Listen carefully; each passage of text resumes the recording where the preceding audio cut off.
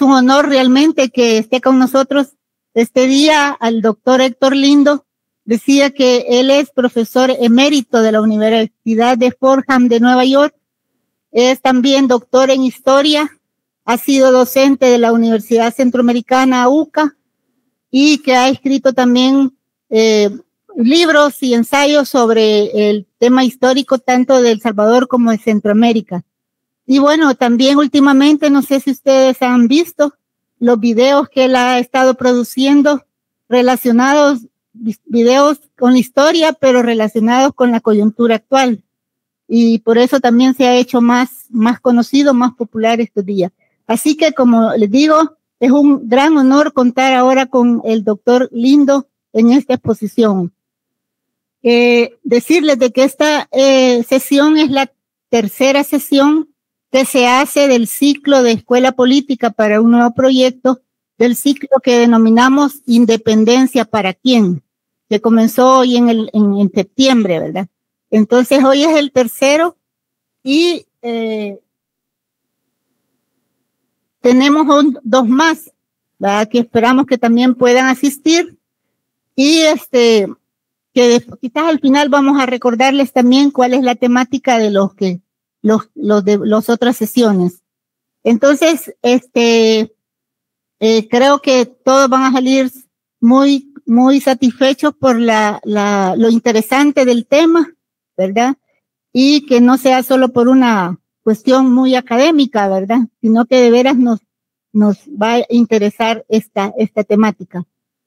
La dinámica es que vamos a contar con unos 45 a una hora de la ponencia del doctor Lindo y luego vamos a dar un espacio para preguntas, comentarios, ¿verdad? De todos ustedes.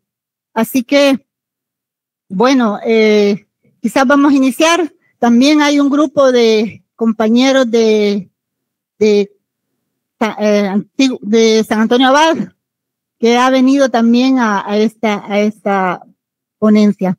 Así que muchas gracias. Vamos a iniciar entonces, ¿verdad? Con el doctor Lindo. Adelante, doctor. Bueno, muchas gracias. Primero quiero confirmar si me escuchan bien. Sí, se escucha. Perfecto. Bueno, lo primero que quiero hacer es, por supuesto, darle las gracias a la escuela por invitarme, por darme esta oportunidad de estar con ustedes, de estar con el público salvadoreño y de estar de nuevo en la UCA después de haber sido profesor en la UCA en los años 80. O sea que con eso ya pueden calcular mi edad. El tema de hoy es Prudencia Ayala y la deuda política de la independencia con las mujeres, pero realmente estoy usando a Prudencia Ayala para colocarla en un contexto más amplio de la deuda política de la independencia, realmente con las mayorías en El Salvador. Y por supuesto, cuando uno trabaja en historia, uno siempre tiene una gran deuda con colegas que han trabajado, que han encontrado cosas y uno pues generalmente los cita y puede usar notas a pie de página para reconocer su trabajo, pero en este tipo de conferencias no es posible. Pero sí quiero destacar que para este tema en particular me he beneficiado mucho del trabajo de Sonia Ticas y de Olga Vázquez y del archivo del Museo de la Palabra e Imagen que Carlos Enríquez Consalvi ha estado coleccionando desde hace mucho tiempo, los trabajos y todo lo que pueda realmente sobre Prudencia Ayala. Pues voy a trabajar sobre dos cosas. Por un lado, sobre la contradicción que hay entre el discurso que se manejaba en la independencia y de las pretensiones que se tenían con una desconfianza que tenía el liderazgo de Centroamérica y particularmente El Salvador con las mayorías, con el pueblo. Y por otro lado está el deseo de las mayorías y de las mujeres, en el caso de Prudencia Ayala, por tener una voz en la política, por tener algo que decir, porque se les escuchara y que se reconocieran sus necesidades y sus deseos. Dividido esta presentación en varios temas más o menos breves y espero no extenderme demasiado. Primero voy a hablar en general sobre esa deuda política de la independencia y cómo se institucionalizó y van a ver lo que digo cuando explique un poquito más. Yo voy a explicar un poco sobre el entorno de Prudencia Ayala y luego sobre las primeras etapas de la búsqueda del voto de la mujer, del sufragio femenino en 1921, 100 años después de la independencia. Y cómo eso está vinculado con ideas del antiimperialismo, de unionismo, la Constitución de 1921 y el sufragio. Luego hablaré sobre la candidatura presidencial de Prudencia Ayala en 1930. Y voy a terminar con la última etapa de la consecución del voto femenino en 1939 y en 1950. Empecemos entonces con la deuda política. En la misma acta de independencia se muestra una desconfianza por las mayorías y es importante reconocer esto. Cuando se publicó el acta de la independencia, se publicó deprisa para evitar que el pueblo se pronunciara. El acta de independencia dice que siendo la independencia del gobierno español la voluntad general del pueblo de Guatemala y sin perjuicio de lo que determine sobre el Congreso que debe formarse, el jefe político la manda para prevenir le mande publicar, quiere decir para prevenir las consecuencias que serían temibles en el caso de que la proclamase de hecho el mismo pueblo. Es decir, la élite, y quiero subrayar estas dos últimas líneas, publica el acta de independencia rápidamente para prevenir las consecuencias que serían terribles en caso de que la proclamase de hecho el mismo pueblo. Es una desconfianza pues muy grande de las acciones del pueblo. Luego, en la Constitución que se escribió en 1824, después del intento de anexión a México, también se muestra esa desconfianza a las mayorías cuando se establece el sistema de votación para diputados. La Constitución, en esta página que les muestro, indica cómo debe ser la elección de diputados, pero trata de hacerlo lo más indirecto posible para que realmente la voluntad del pueblo se filtre a través de la élite. Había juntas electorales que eran los votantes en general, que solo eran hombres de paso, pero las juntas populares solo elegían electores primarios. Estos electores primarios de los diferentes distritos luego se reunían y elegían electores de distrito. Y estos electores de distrito elegían los representantes en el Congreso, es decir, los diputados. Es decir, que había dos pasos antes de elegir a los diputados. Era una forma de garantizar de que el pueblo no estuviera representado, de que la representación realmente estuviera en manos de la élite. Luego, en la Constitución ya del Estado de El Salvador, la anterior era la Constitución Federal, la Constitución del Estado de El Salvador, se establecieron criterios para ser diputado, para ser senador y para ser presidente. Y eran criterios de propiedad. Estos criterios de propiedad que les muestro aquí eran realmente muy onerosos. Para ser diputado había que tener propiedad de 500 pesos. Para ser senador, propiedad de 2,000 pesos y para ser presidente, propiedad de 4,000 pesos. Y eso era muchísimo dinero en aquella época. Con 4,000 pesos se pagaba de todo el presupuesto del gobierno de un año. Yo hice la comparación viendo los presupuestos. Es decir que para representar a la población, para ser diputado o para ser presidente, para escribir las leyes que van a afectar a la población, se garantizaba de que las personas no fueran parte de la población en general, sino que realmente fueran parte de la élite más rica del país. Y esta previsión se mantuvo en efecto hasta 1872. Y hay una cosa curiosa en la Constitución de 1872, que el requisito de propiedad se hacía más grande cuando el presidente era nacido en otro país de Centroamérica. Era posible ser presidente habiendo nacido en otro país de Centroamérica, porque el presidente en ese entonces era Santiago González, y Santiago González había nacido en Guatemala. Entonces él reescribió la Constitución prácticamente para garantizar que él era el único candidato viable. Entonces, el corolario de todo esto es que si uno era parte del pueblo, no podía representar, no tenía representación en la presidencia o en las diputaciones. Y aquí pueden ver ustedes el presupuesto de 1847 que muestra que el presupuesto mensual, del Supremo Gobierno era 382 pesos. Y el presidente tenía que tener propiedad por 4,000 pesos. Eso les da la idea que eran capitales realmente muy, muy serios de los que estamos hablando. Entonces, estamos hablando de que se institucionalizó el hecho de mantener alejadas a las mayorías, de escribir las leyes, de tomar las decisiones más importantes. Y es más, para poder votar en las elecciones, ya cuando eran elecciones en que todos podían votar, las elecciones eran públicas, no había voto secreto. Eso es la otra forma de garantizar el control de la gente poderosa. Porque imagínense ustedes cómo hubiera sido una votación, y yo he leído descripciones de las votaciones de aquella época, que llegaban las gentes, por ejemplo, de una finca. A la mesa de votación llegaban todas las personas que trabajaban en la finca, pero el dueño de la finca se hacía presente para escuchar por quiénes estaban votando sus trabajadores. Y por supuesto, el dueño de la finca tenía su candidato.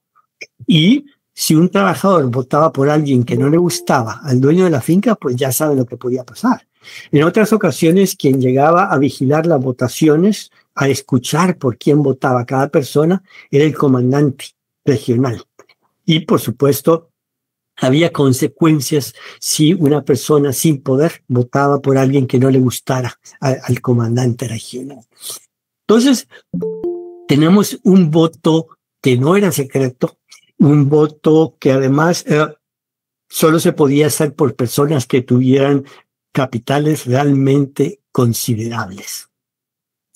Ahora, esta desconfianza que tenían en la mayoría de la población se puede ver claramente en lo que decían sobre la mayoría de la población. Aquí les voy a mostrar la ley de privatización de las tierras comunales y qué es lo que pensaban los cafetaleros, porque ya para esta época el principal cultivo era el café, de las propiedades de las poblaciones indígenas, las tierras comunales. Uno de los considerandos de la ley decía que la indivisión de los terrenos poseídos por comunidades, y se refieren a las comunidades indígenas, impide el desarrollo de la agricultura, entorpece la circulación de la riqueza y debilita los lazos de la familia y la independencia del individuo. Es decir, que la forma de propiedad de los indígenas, que además no era simplemente una forma de propiedad, sino que también era un lazo de unión para toda la comunidad indígena. Pues todo eso lo veían los líderes de El Salvador, que habían sido elegidos por ser muy ricos, como un obstáculo para el progreso. Y el corolario de eso era que pues no tenían derecho a tener propiedad y se ordenó la privatización de todas esas propiedades. Desde otro punto de vista tenemos cómo pensaban las élites sobre la mayoría de la población y principalmente los indígenas. Aquí les muestro yo un manual para la organización de la instrucción primaria a finales del siglo XIX, en 1885, que escribió David J. Guzmán. Ustedes habrán oído el Museo David J. Guzmán ahí en la colonia San Benito, al lado de Casa Presidencial. Tiene el nombre de este señor, que de un señor muy importante, que su papá había sido presidente de la República, o sea que era de gente muy rica. Y él se ganó un concurso para escribir este manual de organización de la instrucción primaria. Y dice las condiciones que iba a encontrar un maestro que iba a dar clases rurales, a las zonas rurales. Considérese al preceptor que tendrá que llenar su misión redentora entre nuestros pueblos de indios, en medio de hombres que apenas poseen el idioma español, con instintos montaraces, imprevisor hasta conseguir los medios de su propia subsistencia. ¿Qué puede hacer en favor de un ser desconfiado y receloso, como es nuestro indígena, rudo y agreste en sus gustos y costumbres, dominado por sus apetitos animales, sin comprender el bien que se le dispensa, estacionario en medio de la marcha progresista del país, viviendo la vida material del salvaje, sin aspiraciones, sin propiedad, sin nociones de la gloria o del poder? Entonces tenemos un miembro de la élite del Salvador diciendo sin ningún filtro lo que piensa de la población indígena, que era pues una parte muy importante de la población, y extendían mucho de esto a cualquiera que fuera pobre realmente. Este contexto de una élite pequeña, arrogante, que despreciaba a las mayorías, es el contexto en el que creció Prudencia Ayala, en la que pasó su infancia y su juventud. Ahora, por otro lado, Prudencia Ayala tenía una herencia de la cual estaba orgullosa y que le daba fuerza y que ella trató de darle continuidad. Entonces voy a hablar ahora un poco del entorno de Prudencia Ayala. Ella habla un poco de su biografía en uno de sus libros y habla de su madre, que es, ven ustedes aquí la foto, que es de las fotos que ha coleccionado el Museo de la Palabra y la Imagen. Esta es la madre de Prudencia Ayala. Y ella dice, hablando de sí misma, Prudencia Ayala, en uno de sus libros, dice: sangre de Lempira y sangre de Azteca corre por las venas de la Sibila Santaneca. Ella se llamaba a sí misma la Sibila Santaneca. Ya que mi padre no me dio su apellido, orgullosa llevo el de mi madre. Ella es la ciudadana Coronela Doña Aurelia Ayala, según me consta haber leído sus ascensos en honor de ella, firmados por los generales don Tomás Regalado, don Rafael Gutiérrez y el coronel Francisco Gómez, después del triunfo de la revolución contra el presidente Carlos y Antonio Ezet. Ella de lo que está hablando aquí es que su madre, doña Aurelia Ayala, armas en mano, luchó contra los Ezet. Y no solo Aurelia, sino que sus amigas. Y sus amigas llegaban a la casa de Prudencia a tomar una horchata por la tarde y hablaban de esos años fantásticos en que ellas lucharon por una causa en la que ellas creían. Porque se luchaba contra los Ezeta, porque se les consideraba que eran tiranos y que habían derrocado a Francisco Menéndez. Pero lo importante aquí es que ella habla con mucho orgullo. Por un lado, de tener sangre de Lempira y sangre de Azteca, de tener sangre indígena, y por otro lado, del carácter luchador de las mujeres con las que creció. Este es el entorno, es parte de esa tradición de voluntad de mucha gente de las mayorías salvadoreñas, porque se les escuche, porque para tener su voluntad política reflejada en las decisiones que se toman en el país. Ahora bien, el contexto en que creció Prudencia Ayala tiene este aspecto. Ahora tiene otro aspecto social más amplio. Esta es una época en que las mujeres urbanas empiezan a trabajar fuera del hogar, más allá de los oficios domésticos o de las ventas en el mercado, y empiezan a trabajar como maestras, por ejemplo. Es una época de la feminización de la profesión magisterial, y aquí les doy algunas cifras del número de maestras que están ya figurando como directoras de escuela, como maestras en el número de escuelas que está creciendo. Entonces es una época de comienzos de una profesionalización de las mujeres, de mujeres que están entrando a la vida laboral no doméstica. Hay en esta época escuelas para señoritas, les llamaban, donde les daban trabajo vocacional, donde las preparaban para trabajo vocacional como corte y confección, pero también tipografía, telegrafía, telefonía, grabado, encuadernación, el famoso Colegio Técnico Práctico de Señoritas, que además tenía una revista llamada La Mujer Salvadoreña, y la directora del Colegio Técnico Práctico de Señoritas era realmente una protofeminista, y abogaba mucho. Y estas mujeres formadas en estas profesiones realmente empezaron a tener una presencia grande en el mundo laboral. Aquí les muestro una foto de cuando el presidente Araujo fue a visitar la imprenta nacional, y ven pues muchas mujeres que están trabajando como tipógrafas que han aprendido en el Colegio Técnico Práctico de Señoritas. Aquí tienen otra foto. Esta es una foto de la Escuela de Artes Gráficas, que fue otra escuela que recibía a mujeres, y como ven, prácticamente la mitad de las estudiantes en artes gráficas que luego iban a trabajar en tipografías eran mujeres. Entonces hay una incorporación al mundo laboral. Otro contexto importante y conectado, entrelazado con esto que les he hablado, es que también son décadas en que los trabajadores en El Salvador se están organizando. Se están creando muchas sociedades mutuales, y eso es un fenómeno en las primeras 2 décadas del siglo XX. Aquí les doy una lista del tipo de sociedades que se formaban. Eran bastante numerosas, se relacionaban mucho entre sí, eran muy activas, organizaban conferencias como esta que están escuchando ustedes. Y las mujeres empezaban a incorporarse a estas asociaciones de trabajadores, a estas asociaciones mutuales.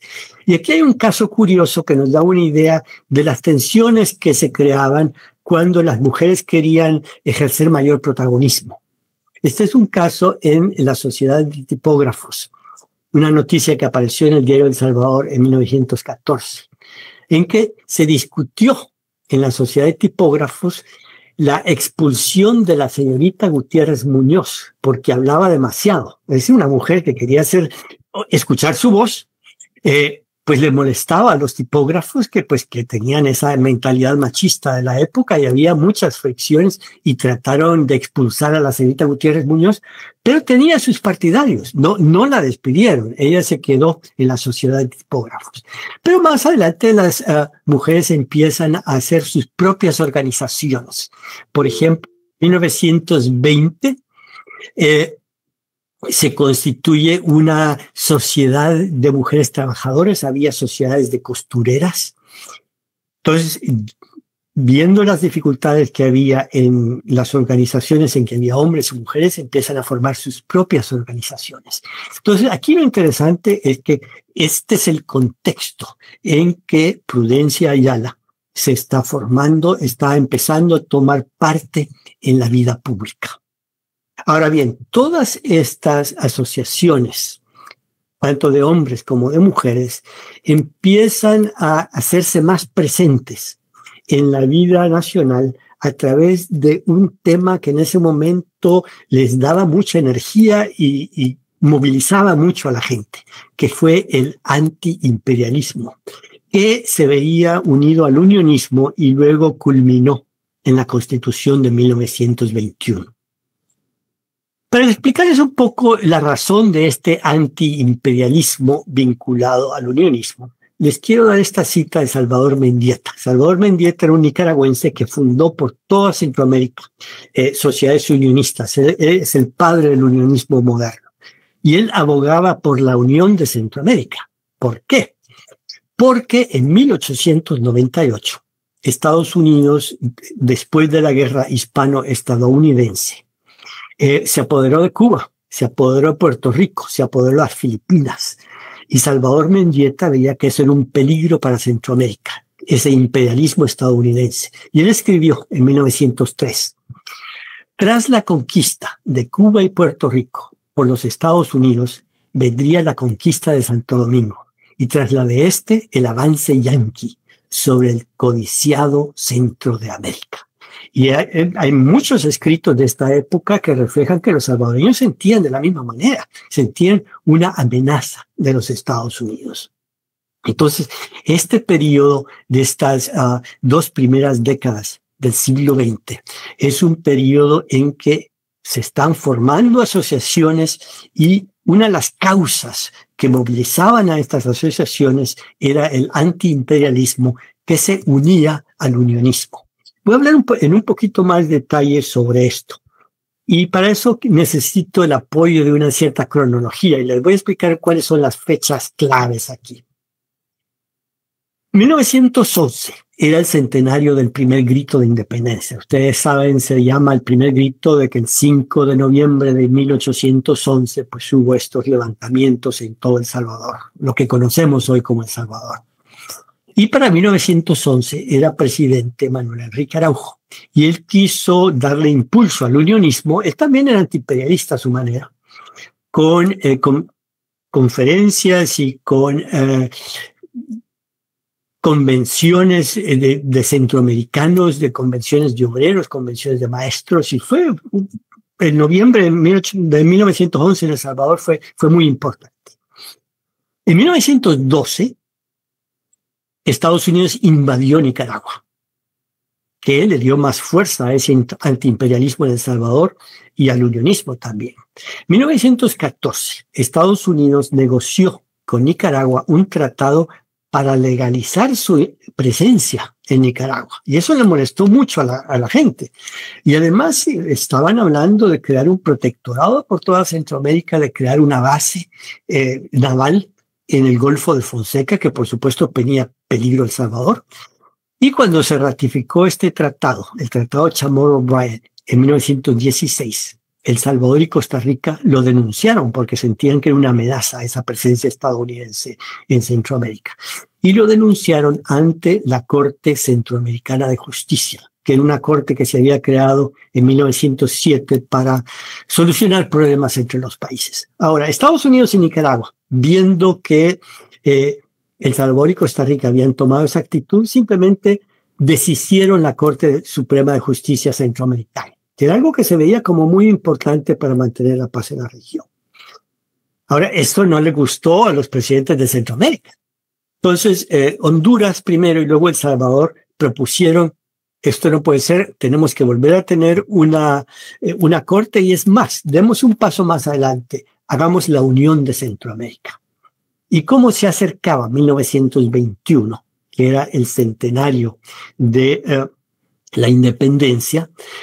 Decidieron, bueno, 1921 va a ser la fecha meta y vamos a hacer una reunión. Se hizo una reunión que empezó desde finales de 1920 en Costa Rica para tener un pacto de unión y luego dar los pasos, escribir una constitución, etcétera, etcétera. Entonces, esta es la cronología que nos va a ayudar a entender las próximas diapositivas.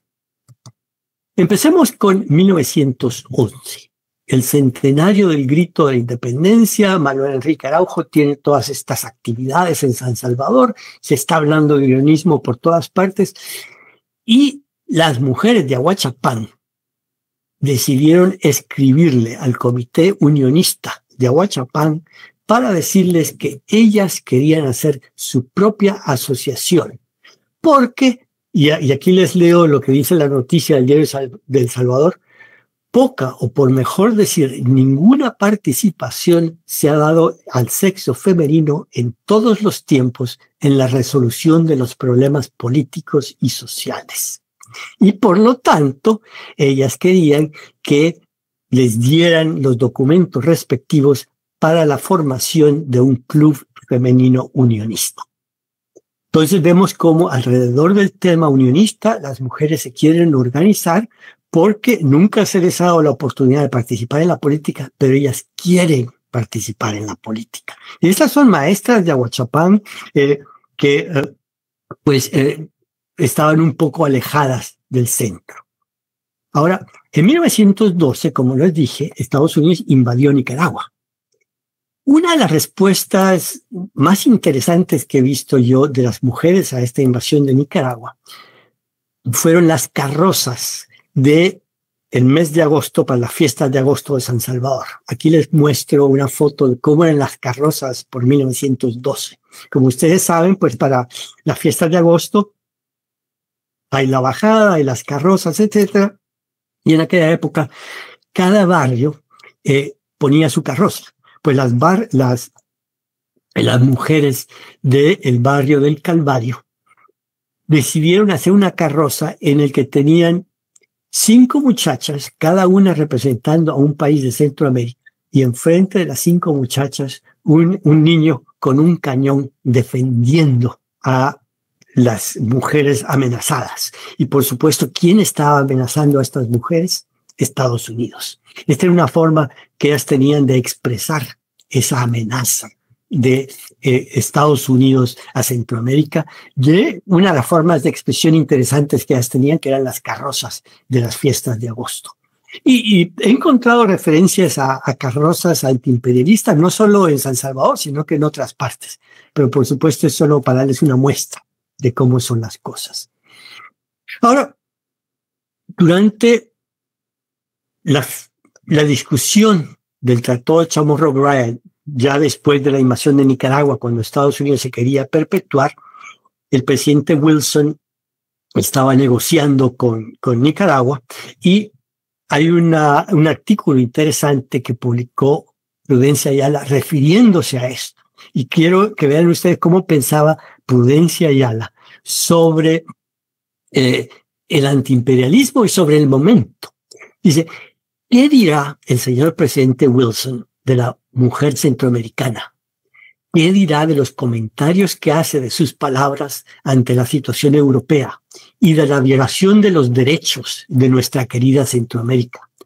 Comprenderá que el ciudadano centroamericano cuenta con una mujer, no solamente para el ejercicio del hogar, sino también para ayudarle a preocuparse en el momento histórico presente de lo interesante de la patria. Es decir, la mujer centroamericana le está respondiendo al presidente de Estados Unidos y está diciéndole al pueblo centroamericano que ellas quieren participar, que no están simplemente para el ejercicio del hogar.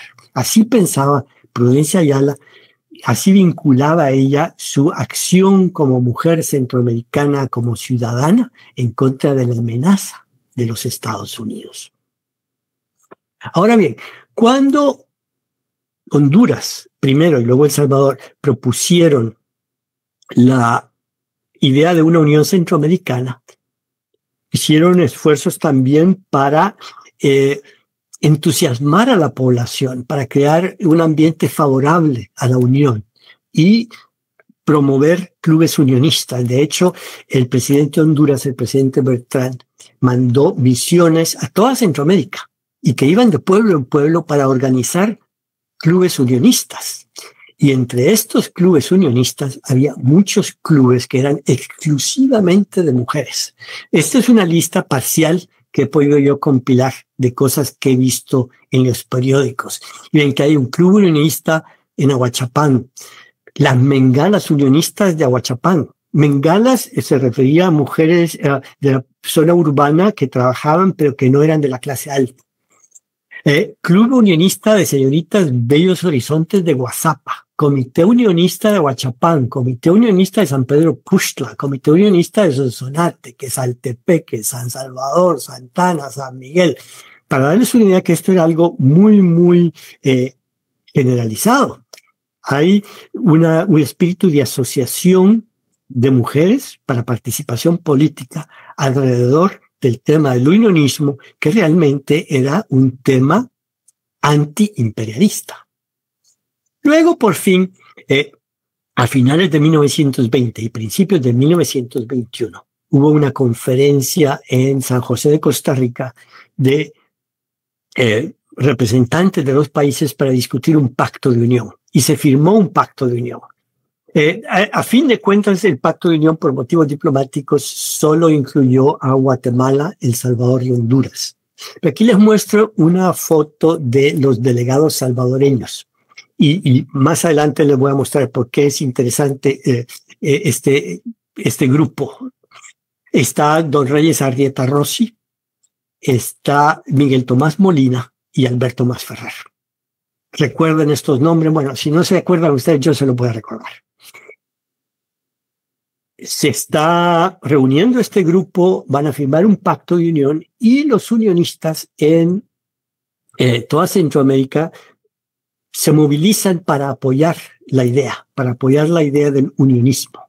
Y se daban conferencias, por ejemplo, en el Teatro Principal se daban conferencias. Estas conferencias las daba gente como Alberto Masferrer, como intelectuales de la época. Bueno, en enero de 1921, de las más importantes conferencias, ¿quién fue una de las primeras que habló? Primeramente hizo uso de la palabra la señorita Prudencia Ayala, que mereció aplausos del auditorio. Ahora, ¿qué decía Prudencia Ayala en estas conferencias? Bueno, tenemos algunos recuerdos de ella misma sobre lo que decía en estas conferencias. Y aquí les muestro lo que decía. Viva el triunfo del patriotismo femenino. Viva el progreso. Viva la gloriosa unión de nuestra amada patria Centroamérica. Vivan los gobernantes que cumplen con su deber de realizar la causa. Ella vincula el patriotismo femenino con la amada patria Centroamérica. Ellas van a impulsar la causa de Centroamérica. ¿Y cuál era parte de la agenda de Prudencia Ayala? La representación a través del sufragio.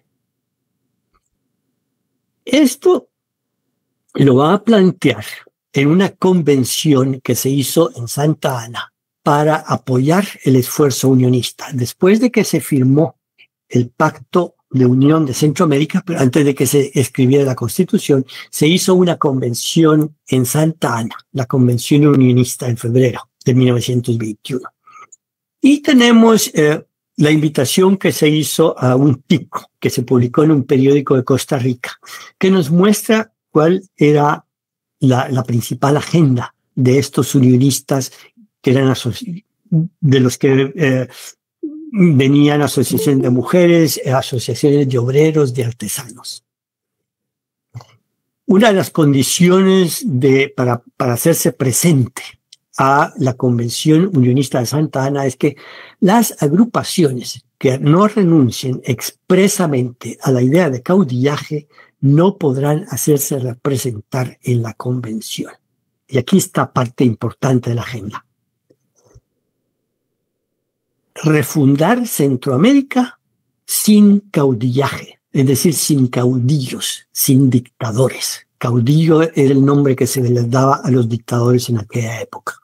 Y una de las ideas que tenían estos grupos para apoyar la idea de una unión de Centroamérica era refundar realmente Centroamérica con instituciones que evitaran la existencia de regímenes autoritarios, que evitaran la existencia de dictadores.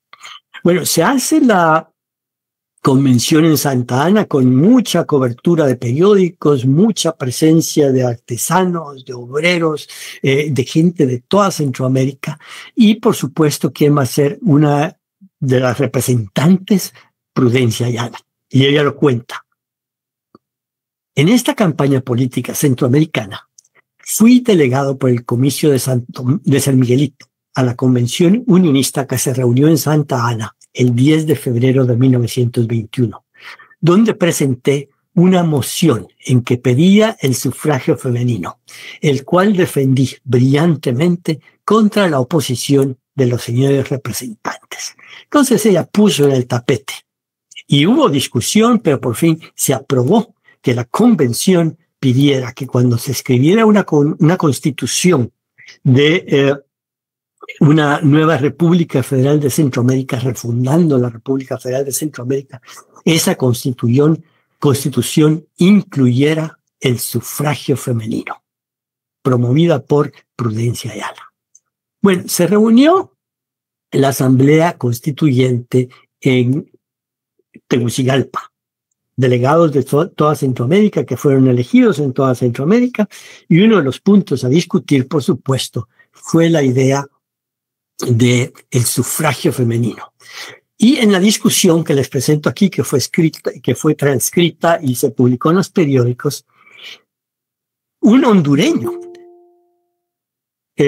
explicaba que parte del estímulo para buscar el sufragio centroamericano de las mujeres era el activismo de las mujeres salvadoreñas. Dice, he contemplado en Santa Ana, El Salvador, un formidable movimiento político unionista encabezado por un gran número de mujeres. Ellas tienen en las luchas políticas algo de que casi siempre carecemos los hombres: patriotismo y serenidad. La mujer no camina por rutas extraviadas, va pasando poco, pero haciendo mucho. Y así, lo mismo en Guatemala, en las trincheras, heroica y abnegada, desafiando los cañones y las ametralladoras de Estrada Cabrera, con valor incapaz de sentirlo muchos de los hombres que hoy trabajan contra el voto femenino. Entonces destaca que este activismo de las salvadoreñas ha dado fuerza a la idea del sufragio femenino. Y así fue. La Constitución de 1921 incluye un artículo que dice que podrán ejercer el derecho de sufragio las mujeres y poner ciertas limitaciones, pero es primera vez en toda América Latina que una constituyente declara el derecho al sufragio femenino. Bueno, esta constitución pasó. Tenía que ser aprobada antes del 15 de septiembre de 1921, el centenario de la independencia, y parte de la celebración era reconocer el sufragio femenino. También, y de paso, que es paralelo a todo esto, los movimientos obreros también lograron avances importantes en la Constitución de 1921, porque era parte de la agenda anticaudillista. Y Alberto Maferrer los ayudó con esto. Bueno, se aprobó la Constitución. Realmente existió la Federación de Centroamérica por unos meses, a partir de octubre de 1921. Y si existe una nueva federación, hay que tener una nueva asamblea legislativa, se iba a elegir un consejo ejecutivo de la federación y se convocan a elecciones. Y esta es la noticia en la prensa, ya existía la prensa para entonces. Se convocan a elecciones para elegir un delegado. Ahora, la pregunta es, existe el derecho al voto de la mujer en la Constitución, pero no hay reglamentos y no hay más asidero legal para que voten las mujeres. ¿Pueden votar o no pueden votar? Y esa pregunta se la hacían con mucha frecuencia. Bueno, un periódico publicó un artículo por un abogado que explicaba que para El Salvador la ley reglamentaria de elecciones establece que los alcaldes municipales deben registrar a los ciudadanos de oficio, a pedimento de los interesados en el periodo que, principiando en septiembre, termina en el último día de noviembre. La idea básica es que no hay nada que impida que las mujeres vayan a los municipios y se inscriban como ciudadanas y, por lo tanto, ir a votar. Esto no había impedimentos. Que no se hubiera hecho antes es porque ni siquiera se había pensado en el sufragio femenino. Pero ahora que se pensaba en el sufragio femenino, pues existía este vehículo de ir a la alcaldía para registrarse como ciudadanos y poder ir a votar. Ahora, la pregunta es si ocurrió esto o no. Bueno, yo me encontré un documento de 1922 en que dice que sí. Dice, y esto es parte de la propaganda del doctor Quiñones, o sea que no es sospechoso. Dice, en virtud de la ley citada, refiriéndose a la ley reglamentaria de elecciones, un gran número de mujeres del país se inscribieron en los registros de ciudadanos de las alcaldías municipales para ejercer el sufragio, y ya inscritas en las elecciones del mes de noviembre del año próximo pasado, concurrieron en el mayor orden y compostura y eligieron a los diputados federales del Estado. Es decir, que en noviembre de 1921 las mujeres salvadoreñas fueron a votar. Eso quiere decir que las mujeres salvadoreñas fueron las primeras en todo el continente americano en votar. Y eso es algo que no se ha apropiado bien, y yo creo que es algo sumamente interesante. Lo que no he encontrado es libros de registros municipales con mujeres inscritas en 1921, pero les doy la tarea a todos ustedes. Tal vez ustedes están cerca de alguna alcaldía y pueden ver si tienen récords históricos de 1921. En todo caso, ya existe este precedente. Ahora, esto va a fracasar, porque la República Federal de Centroamérica se derrumba cuando hay un golpe de Estado en Guatemala en diciembre de 1921. Y era algo que las élites querían, pues las élites no querían una nueva federación anticaudillaje, antidictadores. De hecho, el doctor Quiñones Molina, que era vicepresidente en ese momento, había planeado un golpe de Estado y que se descubrió. Pero al fracasar la nueva federación, pues hubo elecciones en El Salvador. ¿Y quién se va a presentar como candidato a la presidencia en contra de Quiñones Molina? Va a ser Miguel Tomás Molina, que fue uno de los delegados que había estado en Costa Rica. Las mujeres apoyaron inmediatamente a Miguel Tomás Molina. Hubo gran movimiento de mujeres. El gobierno y la candidatura de Quiñones se opuso a ellas tremendamente hasta el 25 de diciembre de 1922, que hubo una gran manifestación de mujeres en San Salvador, y el gobierno y las ligas rojas que estaban afiliadas a Quiñones las ametrallaron, las atacaron con machetes, las atacaron con fusiles. Fue una masacre horrorosa. El pobre Miguel Tomás Molina tuvo que salir al exilio. Las mujeres, hubo muchas víctimas, pues fueron desmovilizadas inmediatamente. Todo ese activismo político de los años anteriores tuvo que irse a lo subterráneo. Y durante toda la época de Quiñones, pues ese dinamismo del movimiento femenino pues desaparece. La siguiente oportunidad para hablar sobre el sufragio femenino y sobre la participación política activa va a ser en 1930. Por motivos que yo explico en otra conferencia, que es muy largo de explicar, Quiñones no se presentó a reelección, a pesar de que él quería reelegirse, y aprobó la candidatura de Pío Romero Bosque. Y Pío Romero Bosque fue presidente a partir de 1927. Y él, cuando llegó la hora de convocar las siguientes elecciones presidenciales, dijo que iba a permitir que cualquiera fuera candidato. Tenía una mentalidad más democrática. Y entonces en 1930 tenemos que Prudencia Ayala se presenta, anuncia que ella quiere ser candidata presidencial. Hace un programa de gobierno, se le hace una gran propaganda. ¿Y qué es lo que va a hacer? Va a ir a la municipalidad de San Salvador a presentar su solicitud de inscripción como ciudadana. El alcalde de San Salvador, que era un señor que se llamaba Manuel Mendoza, pues le dio miedo realmente. Y entonces él escribió al ministro de Gobernación diciendo, bueno, ¿yo qué hago? Y el ministro de Gobernación llevó el caso al gabinete de gobierno, y el gabinete de gobierno dictaminó que no se le podía dar y este es el documento, que no se le podía dar la ciudadanía a Prudencia Ayala, y tenía dos argumentos. Que la mujer salvadoreña no tenía los mismos derechos civiles que los hombres, y de hecho que las mujeres casadas quedaban bajo la potestad marital, es decir, que los maridos podían darle órdenes a las mujeres y por lo tanto las mujeres no podían ser ciudadanas plenas. Y además que en varias partes la legislación salvadoreña colocaba a las mujeres en una situación jurídica inferior a la del hombre. Por ejemplo, que no podía ser procurador.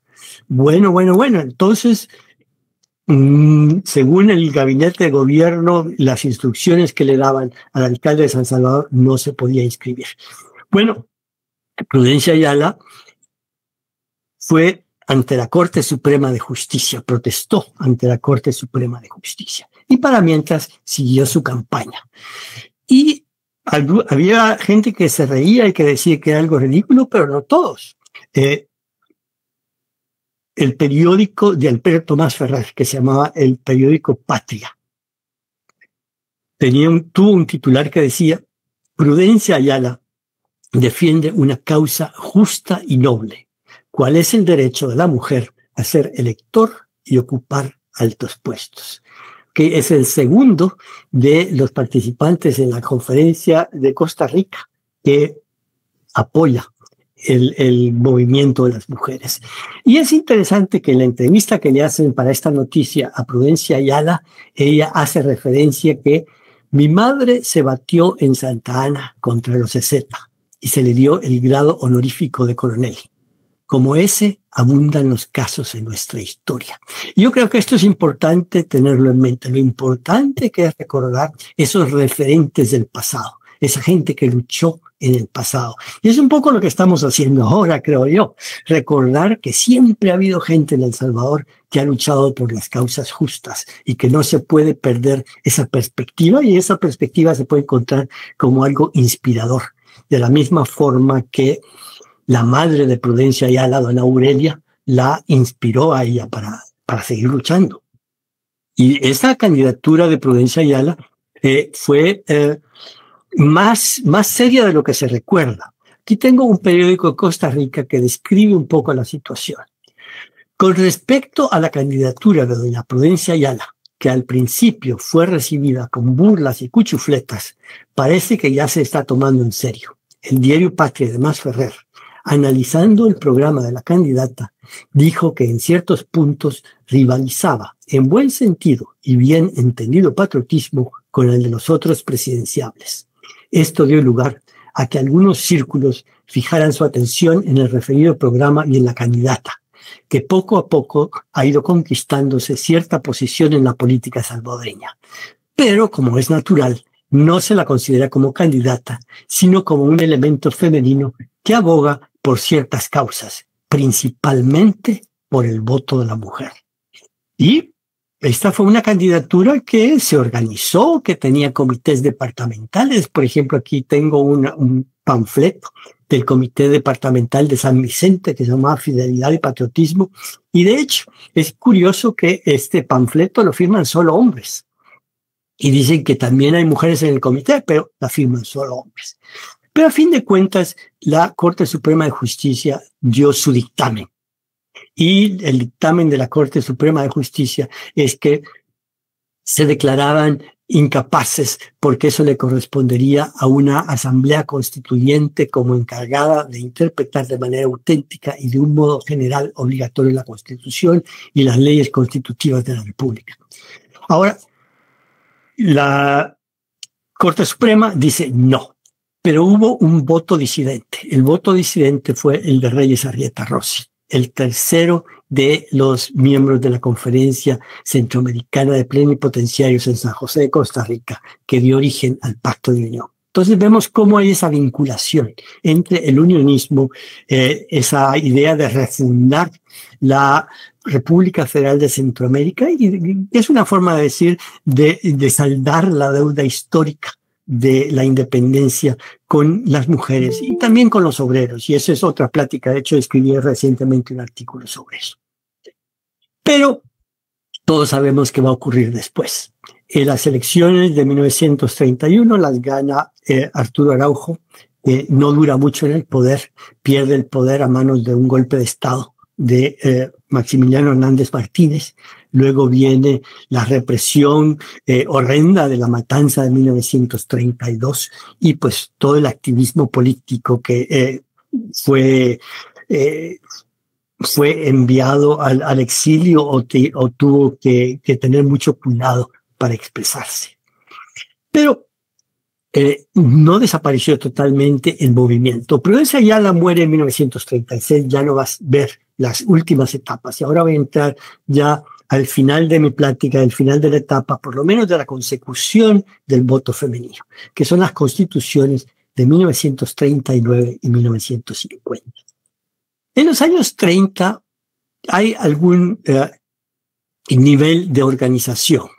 Había el grupo Masferrer, que era un grupo de intelectuales que algunos han acusado de haber sido demasiado cercanos a Martínez, pero en todo caso ellos participaban por la participación política de las mujeres. Se organizaron pequeños grupos como el Grupo Compactación Fraternidad Femenino de San Salvador, había columnistas feministas en los periódicos, y luego cuando describe la Constitución de 1939, cuyo principal objetivo era la reelección de Maximiliano Hernández Martínez, se incluyó un artículo dando a las mujeres el derecho al sufragio. Por supuesto, eso no importó en absoluto porque a Martínez no le interesaban las elecciones y no hubo elecciones durante todo el periodo de Martínez. O sea que sí, la primera constitución de Martínez reconoció el sufragio femenino, pero eso no tenía ningún significado. Y cuando las mujeres querían participar políticamente, como por ejemplo Amparo Casamalhuapa, que pronunció un famoso discurso el día de Gerardo Barrios en 1939, el gobierno le puso el dedo y ella tuvo que salir a pie a Honduras y luego se fue a México de exiliada porque era perseguida política, por haber criticado al general Martínez. Luego, las mujeres participaron en grandes números en la huelga de brazos caídos de 1944. Y este es un artículo de la prensa que dice explícitamente, ya después de la caída de Martínez, la mujer salvadoreña jugó papel preponderante en la gesta heroica que conquistó la victoria de derrotar a Martínez. Después de la caída de Martínez hubo un periodo de 4 años en que militares cercanos a Martínez, que no eran demasiado diferentes a Martínez, mantuvieron el gobierno, pero un grupo reformista llega al poder con la revuelta de los coroneles en 1948 y se empieza a hablar de una nueva constitución. Y durante el debate constitucional de 1949 vamos a tener ya más participación de una nueva generación de mujeres que querían sufragio femenino, que escribía gente como Julita Herodier, por ejemplo, que yo tuve la oportunidad de conocerla, era amigo de mis papás, o Trinidad Hueso Paredes. Escribían en los periódicos abogando por los derechos de la mujer y el derecho al voto. Y la Constitución de 1950 por fin incluye el derecho al voto y las mujeres votaron en grandes números en 1950. Aquí tienen algunas de las fotos de cuando votaron por la Constituyente, que fue la primera vez que votaron. Y ahora quiero señalar una última cosa antes de terminar. Si ustedes ven esta foto, las mujeres votando, votan con el voto doblado en una caja de cartón. Quiere decir que por fin se ha conquistado el voto secreto. Entonces, la Constitución de 1950 tiene 2 innovaciones importantes para permitir una mayor participación política de las mayorías, que es el voto secreto y el voto femenino. Bueno, hasta aquí lo voy a dejar, no quiero aburrirlos demasiado. Si les interesan estos temas, pues hay muchas cosas que he dejado sin desarrollar, pero pueden encontrar en YouTube, tengo un canal.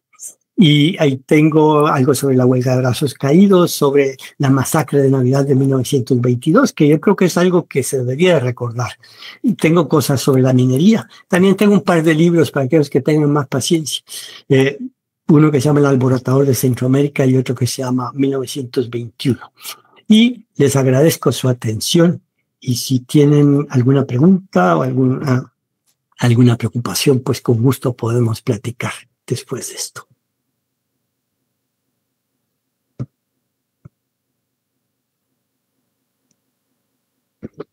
Muchas gracias, doctor Lindo. Ha sido muy excelente su conferencia.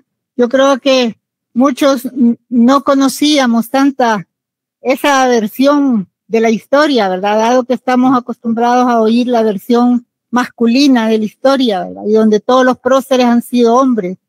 Entonces, nos permite dar un vistazo diferente, pues, a nuestra historia, quizás a nuestra verdadera historia, ¿verdad? Y que nos refleja también, nos da en respuesta en parte a la pregunta que tiene el nombre este ciclo, ¿verdad? Independencia para quién, que a través de la vida de Prudencia Ayala nos explica, ¿verdad?, para quién fue realmente la independencia, ¿verdad? Y que, bueno, podemos seguir profundizando también en las preguntas que ustedes hagan. Muchas gracias. Vamos a abrir el espacio para las preguntas, comentarios. Les pediríamos, como somos también bastantes y para que la mayor parte de personas puedan participar, de tomar 3 minutos máximo para hacer su reflexión o su pregunta. Y luego de 3 participaciones vamos a darle el espacio al doctor para que pueda él responder. Bueno, aquí el compañero Guillermo y Pablo nos va a ayudar con el micrófono. Levanten la mano, por favor, los que tengan alguna pregunta.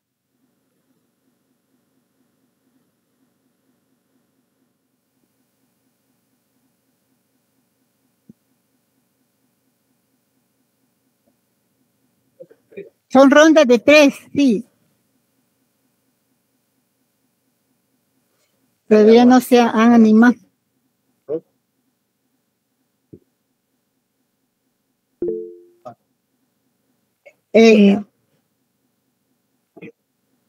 Hay participación. Vaya, pero entonces, ¿cómo se llama? Michelle. ¿Quién sigue? ¿Nombre? El mío, Gabriela. Y Gabriela. Bueno, entonces comenzamos con Michelle. Después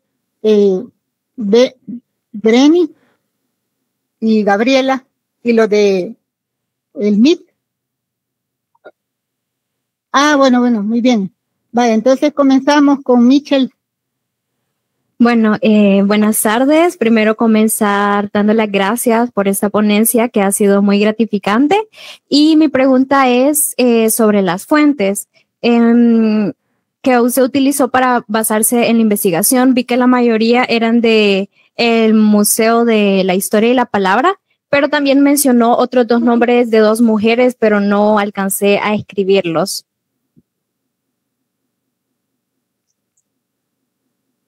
Seguimos con Breni.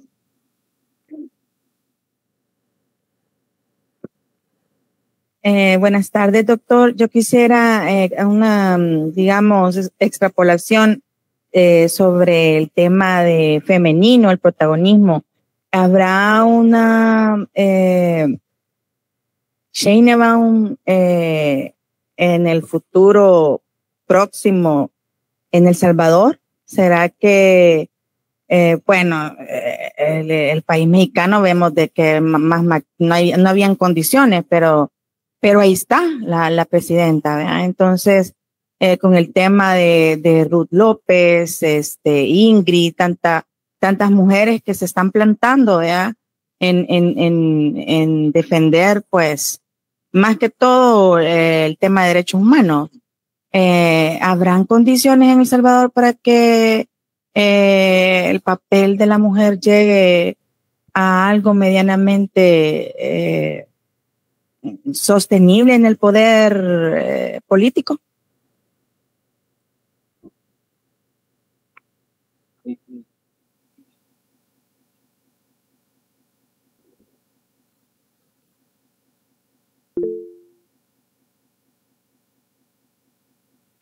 Bueno, Gabriela, ¿puede hacer su pregunta, por favor? Hola, buenas tardes. Sí, mi pregunta es más que todo actual, dado así usted como historiador que ha visto los patrones en la sociedad salvadoreña alrededor de los años, ¿cuál ha sido la clave o bajo a qué criterio o comportamiento se ha podido derrocar dictaduras? ¿Qué es lo que nos tocaría hacer como ciudadanos para que eso llegue a pasar? Bueno, ya tenemos las 3 preguntas. Voy a contestar. Me preguntaban, la primera pregunta es que yo mencioné 2 nombres de autoras y son fáciles de encontrar, porque en los 2 casos son cosas que se pueden encontrar en la red. Olga Vázquez publicó en el Faro Académico hace ya varios años un artículo sobre Prudencia Ayala y su candidatura en 1930. Yo creo que si puede buscar en Google Olga Vázquez, el Faro Académico, o Olga Vázquez, el Faro Académico, Prudencia Ayala, lo puede encontrar. Un artículo muy bonito que le publicamos. Yo en esa época estaba a cargo del Faro Académico.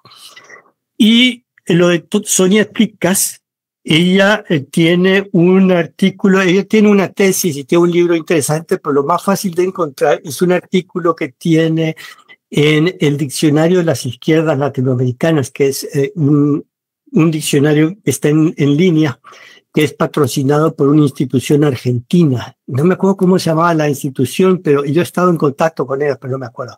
Pero sí son fáciles de encontrar. Busque Sonia Picas, Prudencia Ayala, Diccionario de Izquierdas en Google y lo encuentra. Y ambas han escrito cosas muy interesantes y han investigado muy bien. Y por eso es que tengo que aprovechar lo que ellas han escrito para poder ampliar las cosas que yo digo. Ahora, sobre el asunto de la presidenta mujer, pues sí, es una buena pregunta. Una cosa que he notado yo en las redes sociales, cuando pongo yo algo, por ejemplo, apoyando a Ruth o a Ingrid, me caen un montón de insultos, pero los insultos no son tan para mí como para ellas. Es mucho más fácil en las redes sociales insultar a las mujeres, y si se dan cuenta ustedes, es un patrón muy claro. La violencia verbal que se usa en las redes sociales, en las discusiones políticas en contra de las mujeres, es mucho mayor que cuando es una discusión con hombres, lo cual es realmente es muy triste, ¿no? No sé qué problema tienen, tienen miedo que las mujeres les hagan algo, no sé cuál es el problema, pero a lo que voy es que la misoginia y el machismo pues están muy vivos en El Salvador, pero también la herencia de Prudencia Ayala está muy fuerte. Vean, por ejemplo, a Ruth y a Ingrid, son dos ejemplos que mencionaron y que son muy buenos, ¿no? Pues Ruth, esperemos que salga de la cárcel, porque a todas luces es prisionero político. Y lo último es la clave para derrocar dictaduras. Pues es una pregunta que me hacen con frecuencia, y de hecho un podcast que trabajamos con Víctor Hugo Acuña, un historiador costarricense, hemos trabajado en un podcast sobre eso que todavía está en borrador. Y realmente la pregunta es muy compleja. La historia política, sobre todo, no nos da recetas de cocina, sí nos da ciertas orientaciones de cosas que han ocurrido en el pasado que nos pueden por lo menos orientar un poco. Algunos de los elementos que les quisiera mencionar. Con frecuencia ha habido contingencias impredecibles que han acelerado procesos, pero procesos que ya estaban. Las dictaduras se deterioran a través del tiempo, van creando anticuerpos, se van creando grupos descontentos, pero lo más difícil es que estos grupos descontentos entren en una coalición. Y eso a veces ocurre cuando hay estímulos inesperados. El terremoto de Managua en 1972, por ejemplo, es muy importante para explicar la caída de Somoza en 1979. Cosas de ese tipo. La Segunda Guerra Mundial fue muy importante para la caída de Maximiliano Hernández Martínez. Y también está el deterioro de los dictadores. Estas dictaduras personalistas, sobre todo, que dependen mucho de un individuo. Los individuos, después de años de que toda la gente que los rodea les dice que sí, pierden su talento político. Es decir, pierden bastante la perspectiva y empiezan a cometer errores. Pero nada de esto es una receta de cocina, son simplemente cosas que hay que tener en mente, pero que yo le diga, yo puedo predecir cuándo va a caer una dictadura o la otra, pues no, le estaría mintiendo. A mí me han entrenado para ver el pasado, no para ver el futuro.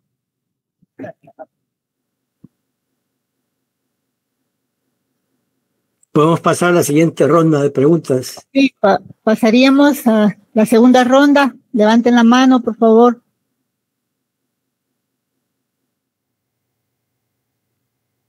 No se animan. Vaya, acá está Leticia. ¿Alguien más? No tengan pena. Buenas tardes, licenciado y estimados y estimadas aunque nos han querido cambiar la temática del él y la y los, pero nosotros seguimos en lo mismo, porque nosotras tenemos que ser nosotras y nosotros. Igual esta batalla de prudencia apenas empieza en nuestro país, porque ustedes que están jóvenes, por ejemplo, visualizan cuál es el futuro de ustedes en este país después de su finalización de la carrera. ¿Cuál era la esperanza que tenía Prudencia en aquel tiempo? ¿Cuál es la esperanza que tienen para sus padres, sus abuelos, sus tías, sus primos, sus niñas, las que desean tener un hijo, 2 hijos, una familia, o simplemente graduarse y viajar?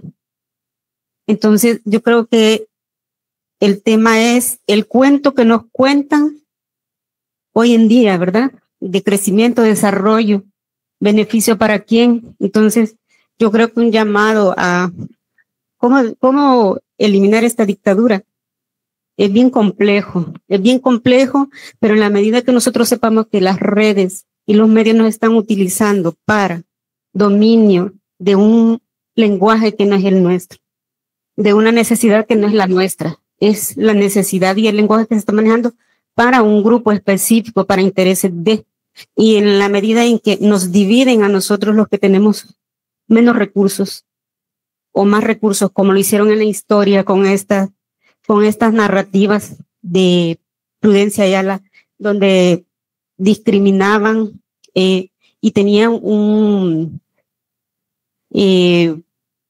como una línea directa para excluir a los indígenas y a las indígenas u otro grupo de sectores que no era la élite. Por hoy lo estamos viendo. Entonces la pregunta es, ¿podemos construir un movimiento Prudencia Ayala hoy en día con las y los jóvenes de este tiempo? Bueno, muy bien, pero vamos a escuchar otras. Xochitl estaba en Meet.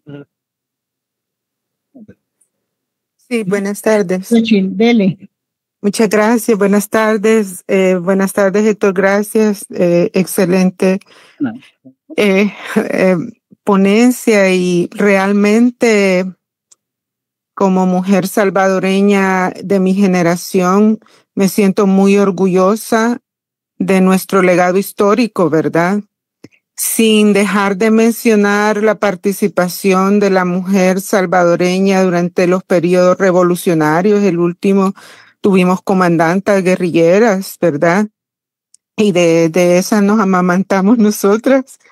Y creo que el papel que debemos jugar en esta coyuntura, ¿verdad? Como madres y abuelas que ya somos, es de seguir liderando la lucha, porque de muchas maneras, aunque a nivel institucional no hayamos tenido una presidenta, pero tenemos mujeres históricas a las cuales les debemos mucho respeto, y tenemos pues en la historia nuestra todo el decálogo que necesitamos para salir del momento actual, ¿verdad? Así que, bueno, y muchas felicidades a la Escuela Política para el nuevo proyecto por impulsar estos temas, y creo que necesitamos más de esto. Necesitamos hablar desde las mujeres para las mujeres, desde la historia, ¿verdad?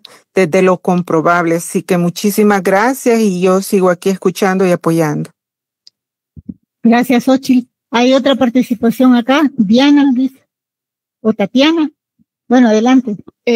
Mi pregunta es, a lo largo de la conferencia mencionó sobre una masacre que sufrieron las mujeres. ¿Ese acto quedó impune o hubo consecuencias por ello? Bueno, con estas cerramos el segundo grupo. Ok. Hay otro. Bueno, dele, doctor. Ok. Bueno, la pregunta es si se pueden construir algún tipo de grupos de oposición, etcétera. Pues siempre ha habido esfuerzos, y pues me da la impresión que lo que ustedes constituyen es un colectivo interesante que tiene una visión diferente a la que tienen la gente poderosa de ahora. Eso se va dando y se va a seguir dando a pesar de de la represión y a veces debido a la represión, la gente que se indigna de ver las cosas que están ocurriendo. O sea que creo que es inevitable. Ahora, este tipo de asociaciones, de grupos, va cambiando a través del tiempo. Por ejemplo, el magisterio en el pasado ha sido una fuente de organización y de oposición, pero ahora está totalmente desactivado. Lo mismo con los estudiantes universitarios, pues ya empieza a haber un poquito más de rearticulación. Pero la pandemia también tuvo un efecto bastante desarticulador, desmovilizador. Pero inevitablemente van a surgir grupos y ahora hay otras avenidas también para que la gente se una, ¿no? Aunque no sea físicamente, virtualmente, hay colectivos, hay comunidades virtuales que pueden jugar un papel y que lo han jugado en otros países. Y la imaginación cuenta. Yo me acuerdo que en los años 60 decían la imaginación al poder, hay diferentes formas de oposición. Y por ejemplo, ahora se ha visto aquí en Estados Unidos formas imaginativas de oponerse al régimen de Trump y formas de ridiculizar inclusive al presidente Trump. Sobre lo que dijo Xochitl, que yo creo que ella me sigue por Twitter, yo he visto comentarios, o sea que le doy las gracias por seguirme por Twitter. Yo creo que un corolario al comentario que ella hizo es que hay que mantener una memoria democrática. Las historias oficiales realmente tratan de no recordar la memoria democrática. ¿Quién sabe, por ejemplo, sobre las mujeres que lucharon en 1811? ¿Quién sabe sobre las mujeres que lucharon contra los 60? Esa memoria democrática hay que recuperarla y hay que darle vitalidad. Sobre la masacre de 1922 quedó totalmente impune, porque la elección siguiente, que fue en enero de 1923, la ganó Quiñones porque ya no tenía oposición, porque había mandado al doctor Miguel Tomás Molina al exilio. Y fue algo que horrorizó a la gente, al grado que inclusive gente del Gran Capital no quería asistir a los cócteles que daba Quiñones por disgusto, porque fue algo tan descarado. Pero poco a poco el poder tiene su manera de borrar el pasado, y Quiñones lo logró. Tanto que ustedes les preguntan a la gente de la calle qué saben de la masacre de Navidad de 1922 y nadie sabe. Y debería ser uno de esos actos que se recuerdan como una parte importante de nuestra historia. Y ya con eso ya termino con esta segunda ronda. Podemos pasar a la siguiente. Tenemos 2 participaciones, 3 acá, 4, ya se animaron, yo también, 5, sí, bueno, pero quien sigue es Mit. Bueno.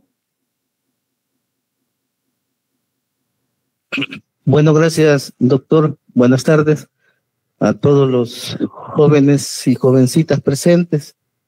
Les pido de favor que se queden hasta el final, no se muevan, porque hay que tomar nuestra parte, nuestra responsabilidad, como ya lo decía la compañera. Mi respeto para todas las mujeres que han luchado durante siglos en contra de este sistema inhumano, pues, un sistema que en determinados momentos, en determinados tiempos ha cambiado, ¿verdad? Y que hoy lo conocemos como un sistema capitalista, ¿verdad? Tan deshumanizante. Pero quiero referirme específicamente a lo siguiente, doctor. Por ejemplo, acaba de decir una compañera que se tuvieron en el conflicto de los 70 y 80, hermanas, ¿verdad? Campesinas y de distintas poblaciones que tomaron la responsabilidad de estar al frente de la lucha armada, ¿verdad? Las comandantas, como ella lo dijo, con todo respeto. Pero yo quiero decir algo más sobre esto. En el caso para los jóvenes hoy quizás parece ser inaceptable el lenguaje que algunos todavía utilizamos, como por ejemplo la guerra de guerrillas, ¿verdad? En un tiempo nosotros estamos bien conscientes que la guerra de guerrillas obedecía directamente a una respuesta armada ante el arremetimiento de los ejércitos en distintos lugares del planeta, en contra siempre de la gente más golpeada.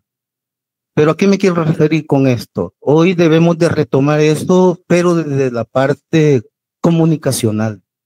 Debemos de conformar grupos de guerras de guerrillas desde esa perspectiva de la comunicación. Porque allí está la guerra cognitiva, ¿verdad? Que es con la que nos están atacando actualmente acá en El Salvador, para ser más precisos. Entonces quisiera pedirle a los jóvenes y a las jovencitas que no se asusten al escuchar ese lenguaje, porque también hay que trascender en ese tipo de lenguajes. Hay que superar la forma como se le ha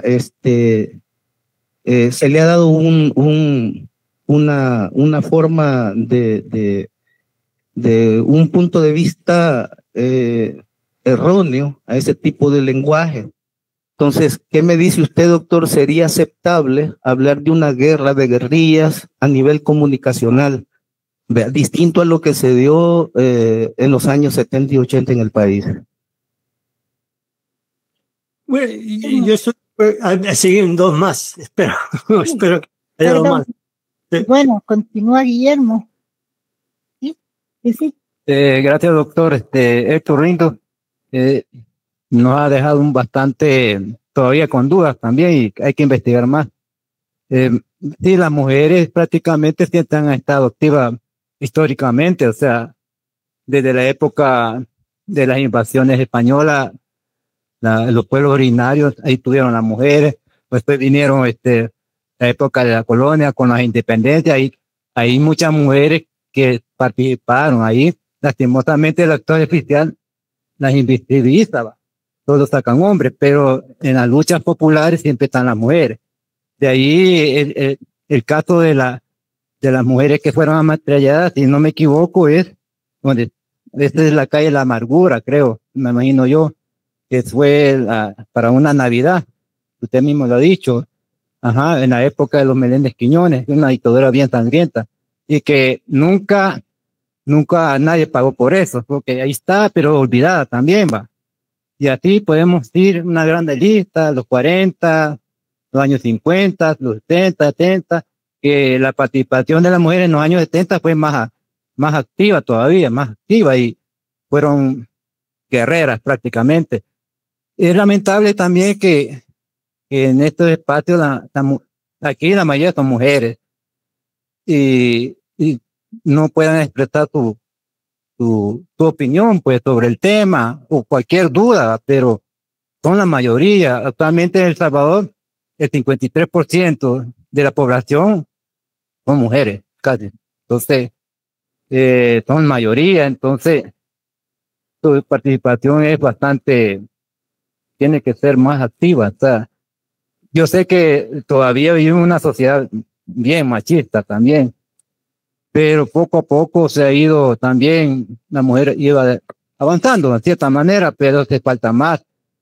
La pregunta, doctor, yo sé que no hay receta para eso y que no hay receta, pero sí es necesario que las mujeres se organicen, porque el primer paso es que tengan una conciencia clara de su deber histórico, pues su conciencia como mujeres, salvadoreñas, y todo se puede lograr de una manera organizada, pues prácticamente, independientemente de tu condición, porque la organización no necesariamente tiene que ser una mujer letrada.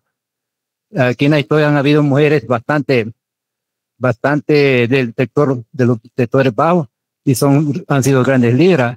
El caso de Providencia Ayala es bien excepcional, porque en cierta manera a pesar que fue mujer, pero tuvo ciertas condiciones, no era una mujer muy corriente, no, que tuvo de cierta manera condiciones, porque si uno lee la biografía de ella, tuvo acceso a muchas cosas, ¿va? Que una mujer en ese momento no era tan, no se les concedía prácticamente por el estatus económico también, ¿va? Pero ella sí tuvo cierto, pero en realidad la mujer en El Salvador tiene que ser más activa y a su manera de ser, ¿va? La pregunta final es, nosotros como escuela política sabemos que la única forma es porque la mujer se organice a través de sus reivindicaciones, sean económicas, sociales y políticas, y de una manera que conscientemente contribuyan a la sociedad. Y me quedo.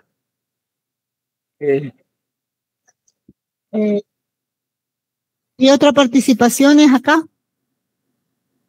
Que levantó. Ella. Ajá, él, perdón. Sí, Rodrigo, ¿y quién más? Por aquí, alguien levantó el... Mauricio, pero... otra vez Gabriela. Bueno, entonces le damos la palabra a Rodrigo. Buenas tardes. Gracias al doctor Héctor Lindo por la exposición, compañeros y compañeras también. Mi pregunta, tratando de hacerla muy puntual, es, yo identifico que estamos ante un tiempo en donde tenemos la posibilidad incluso de transformar algunos paradigmas en lo que se ha venido trabajando o lo que se ha venido también luchando, tomando en cuenta la participación ciudadana, tanto de las mujeres como en general de la participación de las clases sociales. Pero tenemos ahora un campo más fértil para cambiar este tipo de participación, para que sea más directa y para que a la vez sea más alcanzativa para otros estratos sociales de nuestras sociedades, y además qué espectros tendríamos dentro de estos paradigmas para hacer más plural esa participación y que involucre también a estratos que han sido históricamente más vulnerados a lo largo de la historia. Estamos ante un campo más fértil para lograr cambiar este tipo de paradigmas, para tener mayor participación. Gracias. Ok. Estas son las tres de este bloque. La primera es sobre el aspecto comunicacional y ahí sí, pues es cierto, una de las habilidades del régimen es esa avalancha de mensajes y esa habilidad para guiar la conversación, que no he encontrado una respuesta del mismo calibre. Y a mí una de las cosas que más me ha llamado la atención es inclusive la internacionalización del mensaje del gobierno. Y ahí pues sí es importante llegar a la gente y poder tener, pues, distribuir los mensajes que uno quiera, ya no en el estilo antiguo de dar conferencias y artículos en los periódicos, sino donde está la gente escuchando. Y yo creo que ahí el uso imaginativo de las redes, el uso imaginativo de TikTok, de X, de Facebook, de YouTube, es muy importante, y también de hablar sin pedantería, de hablar de una forma que llegue a la gente. Para mí, una de las tareas es crear, por un lado, un sentido de memoria democrática, de recordar que ha habido movimientos democráticos, que siempre ha existido ese espíritu, el espíritu de la huelga de brazos caídos, por ejemplo, y que no siempre ha tenido éxito, pero que puede tenerlo en el futuro, tener rescatar esa tradición que existe en el país. Y la otra que también para mí es importante es crear una demanda por democracia, que la gente se dé cuenta, o pues mi argumento es que la democracia trae más beneficios de lo que la gente cree, que la posibilidad de participar es una posibilidad de hacer ver cuáles son los problemas de las mayorías y de poder discutir de una forma constructiva soluciones para los problemas de las mayorías. Entonces, para mí, una de las tareas importantes es crear esa demanda por democracia, porque en el pasado, inclusive después de los acuerdos de paz, tratamos de construir una democracia, pero con pocos demócratas. No hay ese deseo generalizado. Y de hecho hay hasta una cierta tradición autoritaria en El Salvador y hay gente que le gusta la idea de la mano dura. Pero yo creo que es posible hacer argumentos para persuadir a la gente que en el largo plazo tanto el crecimiento económico como el bienestar más generalizado pasa por tener formas de participación más democráticas. Y eso se hace llegar a las mayorías a través de un uso imaginativo y alcanzativo de la comunicación. Llegar a las redes, llegar a TikTok, llegar a todos lados. Y de hecho hay gente que le llama la atención que yo esté en TikTok, porque pues yo no tengo recetas de cocina ni puedo dar muestras de cómo levantar pesas, pero todo lo que tengo es un cierto conocimiento de historia, pero hay que hacer por lo menos el esfuerzo. Ahora, sobre la organización de las mujeres, yo creo que El Salvador tiene un liderazgo femenino muy interesante. No sería yo quien le diga a nadie que organícense cuando ya lo estén haciendo. Yo creo que hay mujeres muy valientes. En la misma UCA, Julia Evelyn estuvo muy activa. Ha habido muchos ejemplos de participación de mucha calidad. Sobre si es más fértil o no el terreno ahora para llegar a mayorías, por el momento es difícil. Por algún motivo todavía la gente está muy traumatizada, por un motivo muy comprensible, de hecho. Está muy traumatizada por lo que ocurrió con las pandillas y todavía eso le da mucha popularidad al régimen y no hay mucha receptividad.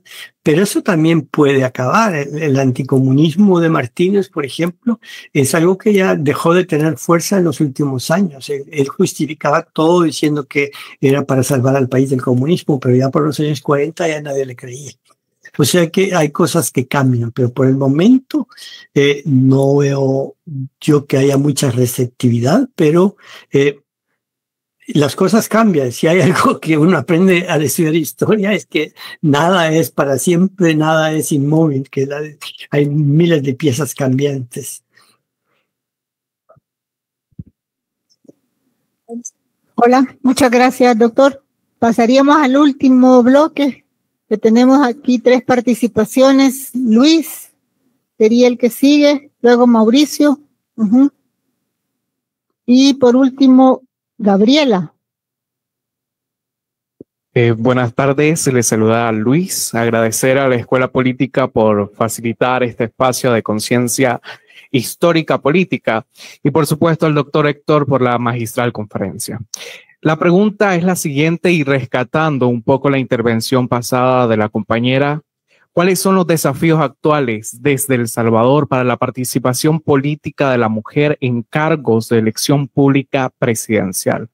En la región centroamericana sabemos que hay antecedentes de esto en los 90s en Nicaragua. Violeta Barrios de Chamorro fue una mujer presidenta que simbolizó mucho la historia del país. Creo que El Salvador tiene muchísima historia y Prudencia Ayala es un referente de esto, de que cuando nace de ella misma ser presidenta, creo que esto debe continuar, ¿no? Por supuesto, El Salvador debería de estar preparado para esto, ¿no? Gracias.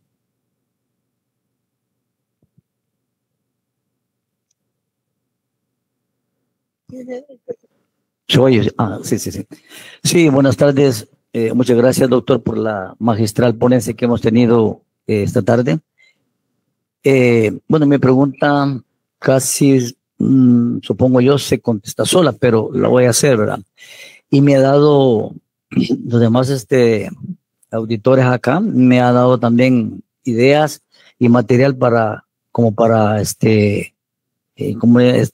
preguntar. Es decir, al principio se hablaba de que en ese tiempo las élites tenían que tener ¿cómo se llaman? Cierto rango, bueno, pero de dinero, ya que tenía estatus, siempre dinero. Para ser presidente se decía de que había que tener 4,000, no sé si colones todavía, pero eran solo gente de élite, dinero, y era casi, como dijo usted, el presupuesto de un año de El Salvador en esos tiempos. Ahora bien, se ha hablado siempre de un patriarcado en estas cuestiones de política. Y Guillermo expresó siempre, dijo algo de que también las mujeres han tenido un protagonismo a lo largo de estas historias. Y se ha visto. También el último participante acaba de decir de Violeta Chamorro en Nicaragua. Y eso me da pie para preguntar que, como todo el tiempo en la historia se ha relegado a la mujer a segundo plano, y Prudencia Ayala dijo de que las mujeres pues no eran solo para, en otras ocasiones se dice solo para ir y tener hijos, pues la Biblia lo menciona, pero bien, ese punto aparte. El asunto es que Violeta Chamorro era parte de una élite, entonces por eso, perdón, fue apoyada por el imperio yanqui para después de la victoria sandinista en Nicaragua, se propuso esa mujer. Pero no, yo pienso de que no con el espíritu de una Prudencia Ayala, que venía de los estratos más bajos. Y también Guillermo dijo que sí era de estratos más bajos, pero tenía ciertas características, tal vez no de estatus sociales, pero sí como lideresa. Entonces, mi pregunta final es, en ese sentido, ¿por qué no nacieron otras Violeta Chamorros en ese entonces? ¿Será que estaban subordinadas siempre a la élite o no les daban oportunidad hasta que nace la Constitución cuando se instaura el voto femenino? Muchas gracias. Bueno, sigue Gabriela. Por mí.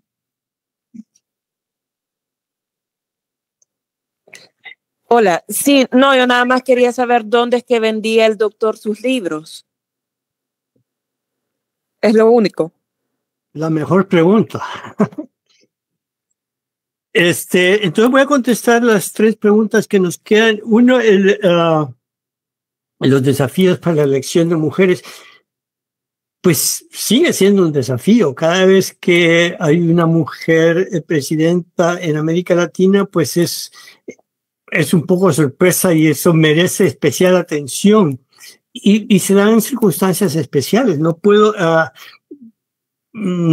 yo prever cuáles serían las circunstancias especiales. Lo que sí no puedo decir es que hay muchas mujeres tan preparadas o más preparadas de hombres que han sido presidentes. O sea que por falta de talento, pues no pecamos. Pero sí hay un prejuicio en la sociedad todavía muy fuerte, todavía hay un machismo muy fuerte, pero como mencionó Mauricio, creo que era, hay contingencias que pueden llevar a una mujer a la presidencia y que ella lo pueda hacer bien sin que se hubiera planeado. El caso de Violeta Chamorro fue una contingencia muy especial, ¿no? Llegó su fama se debía en parte que era la viuda de Pedro Joaquín Chamorro, que había sido un poco el mártir de la revolución, que fue una contingencia fascinante, como el asesinato de Pedro Joaquín Chamorro llevó a que la gente en Nicaragua se indignara a tal grado que eso le dio mucha energía al movimiento antisocialista. O sea que con frecuencia hay circunstancias inesperadas que crean una coyuntura favorable para que llegue una mujer a la presidencia, pero que talento no hace falta, hay mujeres muy talentosas. Y también, y eso no hay que descontarlo, la participación de las mujeres no es simplemente participación de mujeres que estén de acuerdo con uno. Uno le tiene que dar derecho a las mujeres en participar, piensen como piensen. Y hay mujeres de derechas destacadas también, y eso, y gente decente, gente con la que yo puedo estar muy en desacuerdo, pero que es gente que tiene algo que aportar. Ahora, hay otro caso interesante sobre esto de la participación de mujeres de clase alta que mencionó Mauricio. En El Salvador se dio. De hecho, yo he destacado mucho la figura de Prudencia Ayala en esta plática porque de eso estábamos hablando, pero parte de lo que hicieron las mujeres en aquella época era una coalición bastante amplia. Una de las grandes abogadas del sufragio femenino fue Victoria Magaña de Fortín, que es la abuela de los Fortín Magaña, abuela o bisabuela, no sé, porque ese apellido ya se hizo un apellido compuesto, pero de Victoria Ayala de Magaña de Fortín era una mujer con cierta educación, ella se había educado en Guatemala, que desde principios del siglo XX, desde 1902, empieza a publicar en el Diario de Occidente artículos a favor de el derecho de las mujeres de trabajar, de tener propiedad y eventualmente del sufragio femenino, tanto que escribió un artículo muy influyente para convencer a la constituyente de 1921. Y curiosamente, o no curiosamente, que muestra la habilidad que tenían las mujeres en esta época, las mujeres de élite se reunieron con las mujeres del mercado durante la época de la lucha por el sufragio femenino. Las mujeres del mercado en 1921 también habían sido masacradas en una manifestación en contra de la monetización de la plata en tiempos de Jorge Meléndez. Fue una manifestación que las señoras del mercado caminaron hasta el Palacio Nacional y obligaron a la Asamblea Legislativa a derogar la ley de monetización de la plata. Y cuando llegaron a Casa Presidencial, las atacaron a balazos en el antiguo mercado cuartel, que por ahí quedaba la Casa Presidencial. Los que estaban en ese cuartel salieron a matarlas y ellas respondieron a pedradas, y a pedradas mataron a varios de los policías. Y luego, más tarde, cuando llega una misión de mujeres unionistas de Santana a San Salvador, hay una famosa reunión en que se reúnen algunas señoras de la élite de Santana también con mujeres luchadoras del mercado. O sea que había esa idea de formar coaliciones alrededor de lo que les interesaba. O sea que no hay que pensar únicamente en mujeres de una clase social u otra, sino que en una causa, en el derecho de participar. Y en el derecho a participar con diferentes perspectivas y de formar coaliciones cuando hay elementos en común. Sobre dónde están a la venta mis libros, esa es una pregunta que me gustó. En la librería de la UCA, en Las Cascadas, los he visto. Generalmente hay que llamar con anticipación para asegurarse que lo vayan a tener. El Alborotador de Centroamérica está disponible en línea en versión electrónica. Se puede comprar en línea la versión electrónica en la página de la editorial de la UCA. Y yo creo que es una forma buena de leer libros. Yo no soy de los que se oponen a los libros electrónicos. Para mí lo que importa es lo que dicen los libros y no tanto si es papel bonito o si son píxeles. Y bueno, yo creo que con eso llegamos al fin de las preguntas. Yo quiero agradecerles a todas y todas la atención y creo que esta es una iniciativa muy interesante y los felicito a todos por participar en ella. Muchísimas gracias.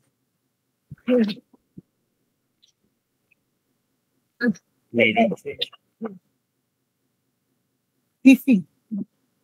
Muy bien. Hola. Bueno, muchas gracias, doctor, por su excelente ponencia y muy enriquecedora, muy reveladora. Y quizás antes de que cerremos, solo puntualizar algunas de las cosas más importantes que nos quedan. Quizás primero es de que nos ha brindado elementos para reivindicar realmente el papel de las mujeres en la política, en nuestra historia, cosa que no se conoce, ¿verdad? Yo creo que la mayoría de nosotros no conocíamos todo esto, ¿verdad? y que está claro, pues, de toda a través del ejemplo solo a través del ejemplo de Prudencia Ayala, la participación que tuvo la mujer en la política, ¿verdad? Y en todos los ámbitos de nuestra historia, ¿verdad? Eso por un lado. Por otro es lo de la independencia. ¿Quién firmó la independencia o para quién se firmó la independencia, ¿verdad? Que fue para una élite, ¿verdad? Y queda claro en el mismo texto del documento de la independencia, ¿verdad? Que fue hecha de espaldas al pueblo precisamente para que no se fueran a levantar. Lo hicieron, pero fue a través de las élites gobernantes de la época, ¿verdad? Otro aspecto importante es lo de Prudencia, su contexto, ¿verdad? Y cómo que tantas décadas después de la independencia se sufría la opresión, que ella lo vivió en carne propia, pues, y el desprecio por ser indígena, ¿verdad? Todas esas palabras que menciona de David J. Guzmán, ¿verdad? Que cómo se refería a los indígenas. Y eso había sido ya como 6 o 8 décadas después de la independencia, ¿verdad? O sea que no hubo tal independencia, ¿verdad? Entonces, eso por otra parte, la organización de las mujeres, ¿verdad? Que a principios de siglo toma un despertar, ¿verdad? Y que se ve cómo se van organizando, como que van saliendo de una cueva, pues las mujeres vamos saliendo y se organizan en diferentes aspectos, tanto laborales como políticos, al punto que llegaron a luchar por temas tan trascendentales como es por el antiimperialismo, por la invasión de los Estados Unidos y el unionismo centroamericano, ¿verdad? Que ellas abanderaron eso, o sea, eso es muy destacado.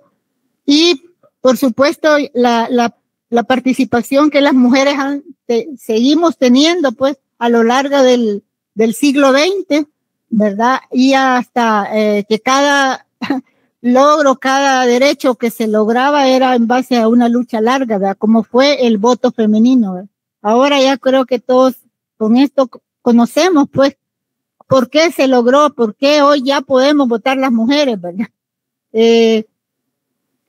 Bueno, eso, digamos, y también que esperamos que también, una reflexión final que usted hacía muy importante, de que cómo recoger nuestras luchas, lo importante de conocer nuestras luchas, porque a eso, además de aprender de la historia, nos permite también inspirarnos, pues, en los ejemplos de nuestros antepasados, ¿verdad? Y en este caso de nuestras antepasadas, ¿verdad? Que han estado invisibilizadas por todo el tiempo, ¿verdad?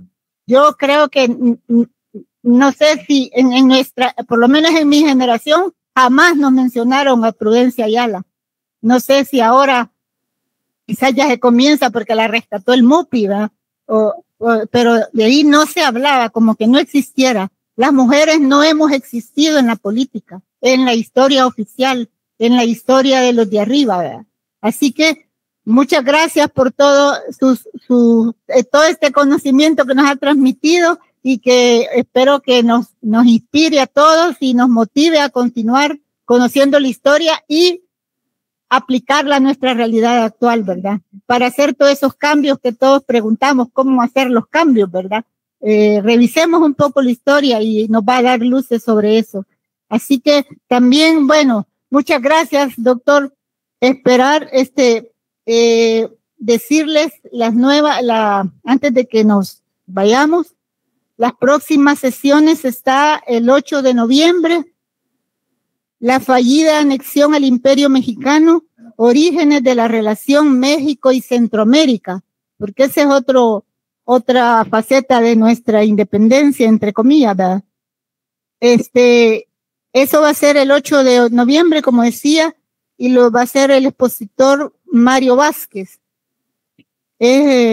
Bueno, y luego el 22 de noviembre estarán los levantamientos populares de 1811, o sujeto histórico y proceso de independencia, que lo va a dar la historiadora Eugenia López Velázquez, ¿verdad? que también a eso se refería algo el doctor, las luchas de 1811. Así que con esto terminamos el ciclo de la independencia. ¿Para quién? Esperamos que ustedes continúen en contacto con nosotros. Nos quedan también sus contactos y ustedes también ahí pueden buscarnos en el YouTube, en página, en ¿dónde más? En Instagram, en todos, en TikTok no. Bueno, muchas gracias en todo y muchísimas gracias, doctor. Que tenga feliz día o feliz noche allá en Estados Unidos. Ok, gracias.